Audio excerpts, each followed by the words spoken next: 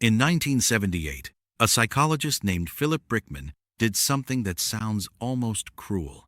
He found two groups of people: lottery winners, people who had won hundreds of thousands of dollars, life-changing money, and accident victims, people who had been paralyzed from the neck down in car crashes or diving accidents. He asked them one simple question: how happy are you right now? The lottery winners said they were happy, very happy. The accident victims said they were not. They were devastated. Exactly what you would expect. Then Brickman waited. A year later, he asked them again. And what he found changed the way we understand happiness forever. The lottery winners were no happier than they were before winning. The accident victims were no less happy than they were before their accident. Both groups had returned to the exact same baseline level of happiness they had before their lives changed. The accident victims had adapted to their new reality and found a way to be happy again. The lottery winners had adapted to their new reality and found that the money did not change them the way they expected. This is the hedonic adaptation, the greatest enemy of lasting happiness, and the most misunderstood force in human psychology. You got the promotion. For 3 weeks, you felt amazing. Then you got used to it. Now, it is just your job. You bought the car you dreamed about. For a month, you found excuses to drive it. Now, it is just your car. You moved into the better apartment. You redecorated. You invited people over. Now, it is just where you live. You met someone. The first 6 months were electric. Now, you are used to them too.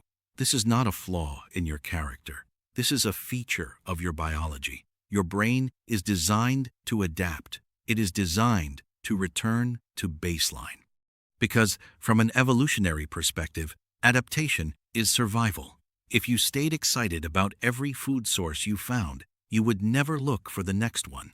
If you stayed terrified of every predator you escaped, you would never leave your cave. Your brain is not designed to make you happy. It is designed to make you survive. And survival requires adaptation. The good news is that understanding this mechanism allows you to hack it. The hedonic adaptation is the reason why every major life event, positive or negative, has less impact on your happiness than you expect. Psychologists call this the impact bias. You overestimate how much winning the lottery will change your life. You overestimate how much a breakup will destroy you. Both predictions are wrong. Both events will affect you less than you think, and for less time than you expect. This is not pessimism. This is liberation, because it means that the worst things in your life will not destroy you, and the best things will not save you. You are the constant. Your baseline is the variable, and your baseline can be shifted. There is a second study that proves this even more powerfully. It is called the Easterlin Paradox. Richard Easterlin discovered that within a single country, richer people are happier than poorer people. That part is expected. But across countries, once a certain income threshold is crossed, more money does not mean more happiness. People in wealthy countries are not significantly happier than people in moderately wealthy countries. And over time, as countries get richer, their citizens do not get happier. The United States is 3 times richer than it was in the 1950s, and reported happiness has not budged, not by a single point. This is because happiness is relative, not relative to what other people have, relative to what you are used to. Your brain compares your current situation to your recent history. If things are better than they were, you feel good. If things are the same, you feel neutral. If things are worse, you feel bad. But the comparison is constantly updating. This is why promotions stop feeling good after 3 weeks. Your new salary becomes your reference point. The car becomes your reference point. The relationship becomes your reference point. And your brain starts looking for the next thing to compare against. There is a term for this: the hedonic treadmill. You run and run and run, and the scenery changes, but you stay in the same place. Now let me tell you about the Harvard Grant study. one of the longest-running studies of human happiness ever conducted. Researchers followed a group of men for over 70 years, tracking their health, their relationships, their careers, and their happiness. And the single strongest predictor of happiness at age 80 was not money, it was not career success, it was not IQ, it was the quality of your relationships. The men who had strong, supportive relationships at age 50 were the happiest at age 80. The men who were lonely at age 50 were the sickest and the most miserable at 80. This held true regardless of wealth, regardless of health, regardless of social status. Hedonic adaptation applies to material things far more than it applies to human connection. You adapt to a new car in weeks. You adapt to a new house in months. You never fully adapt to a meaningful relationship. Because relationships are dynamic, they change, they challenge, they surprise you. They provide the one thing that defeats adaptation: novelty. This is the key to hacking your hedonic adaptation. You cannot stop adapting, but you can control what you adapt to. If you adapt to material things, you will be stuck on the treadmill forever. The next purchase will feel good for a few weeks, and then you will need another one. The next promotion will feel good for a month, and then you will need another one. This is not greed. This is biology. But if you adapt to experiences, the treadmill works differently. Experiences do not lose their value the way objects do. A memory does not depreciate. A skill you learned does not become less valuable over time. A relationship does not become less meaningful because you are used to it. There is a study that proves this. Researchers asked people to rate their happiness after buying a material possession, like a new TV or a new phone, and after buying an experience, like a trip or a concert. The material purchase provided a spike in happiness that faded within weeks. The experience provided a smaller initial spike, but the happiness lasted longer and could be reaccessed through memory. A year later, the people who bought the experience were happier than the people who bought the object. This is the experience stretching effect. When you have an experience, you do not just have it once. You have it again every time you remember it, every time you tell the story. Every time you look at the photo, the experience keeps giving. The object stops giving the moment you stop using it. Here is the method for hacking your hedonic adaptation. Number 1. Practice gratitude. Not the fake, forced gratitude that self-help books tell you to do. Real gratitude. The kind that comes from paying attention. Write down 3 things you are grateful for every day. But here is the trick. They cannot be the same 3 things every day. Your brain adapts to repeated stimuli.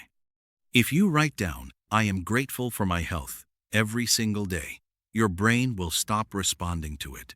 You need to find new things. The way the light came through the window this morning. The way someone smiled at you on the street. The taste of the coffee. Novelty defeats adaptation, even in gratitude. Number 2. Create variety. This is the single most powerful tool against hedonic adaptation. If you eat the same meal every day, you will stop enjoying it. End quote. If you eat different meals, you will enjoy each one more. The same applies to everything. Vary your routines. Take different routes to work. Listen to different music. Meet different people. Your brain needs novelty to feel pleasure. Give it novelty. Number 3. Savor. Fred Bryant, the researcher who studied savoring, found that people who deliberately prolong and deepen their positive experiences are significantly happier than people who rush through them. Take 10 seconds to really taste the first bite of your food. Take a minute to watch the sunset without looking at your phone. Take a breath after good news and let yourself feel it. Savoring is the opposite of adapting. It is the deliberate refusal to let the moment pass without being felt. Number 4. Invest in experiences, not objects. Spend your money on things that create memories, not things that sit on a shelf. Travel, Learn a skill, go to a concert, take a class. The object will lose its value. The experience will not. Number 5. Avoid the comparison trap. Hedonic adaptation is driven by comparison. You compare your current self to your recent past self. You compare your life to the lives of people around you. Both comparisons are poison. The only useful comparison is between who you are today and who you were yesterday. And even that comparison should be focused on growth, not on happiness. Because happiness is not a destination. It is a byproduct of engaged living. Number 6. Practice negative visualization. The Stoics did this. They imagined losing the things they valued, their health, their wealth, their loved ones, not to be morbid, to remind themselves of what they had. When you imagine losing something, you stop taking it for granted. And when you stop taking it for granted, you stop adapting to it. Here is what will try to stop you. First, the culture of more. Every advertisement, every social media post, every success story you see is telling you that more will make you happier. A bigger house, a faster car, a better vacation. More followers, more money, more everything. This is a lie. But it is a lie repeated so often that it feels like the truth. You will need to consciously reject it every day. Second, the belief that the next thing will be different. You know intellectually that the promotion will not make you permanently happy, but emotionally, you believe this one will be different. It will not be. The next thing will feel exactly like the current thing after you adapt to it. Do not let your emotions sell you a story your brain knows is false. Third, the discomfort of gratitude. When you first start practicing gratitude, it can feel forced, fake, like you are lying to yourself. That is normal. It is your adaptation mechanism fighting back. Push through it. The discomfort fades. The gratitude becomes real. Fourth, the fear of missing out. If you stop chasing the next thing, you might worry that you are falling behind. You are not. The people who look like they are ahead are on the same treadmill you are. They are just running faster, and they are not happier. Here is the 7-day challenge. Day 1. Identify one area of your life where you are on the hedonic treadmill, something you chased, got, and now feel neutral about. Day 2. Write down 3 new things you are grateful for, things you have never written before. Day 3. Deliberately vary one routine. Take a different route. Eat something new. Listen to something you have never heard before. Day 4. Savor one experience fully. A meal, a conversation, a moment outside. Give it your full attention for 60 seconds. Day 5. Spend money on an experience, not an object. Small is fine. A coffee in a new cafe, a ticket to something. The point is the experience. Day 6. Practice negative visualization. Imagine losing one thing you take for granted. Then, feel the gratitude for having it. Day 7. Reflect. Do you feel more present, less numb, less like you need the next thing? The hedonic adaptation is not a curse. It is a mechanism. It is your brain's way of keeping you alive and searching. But you do not have to be controlled by it. You cannot stop adapting. But you can choose what you adapt to.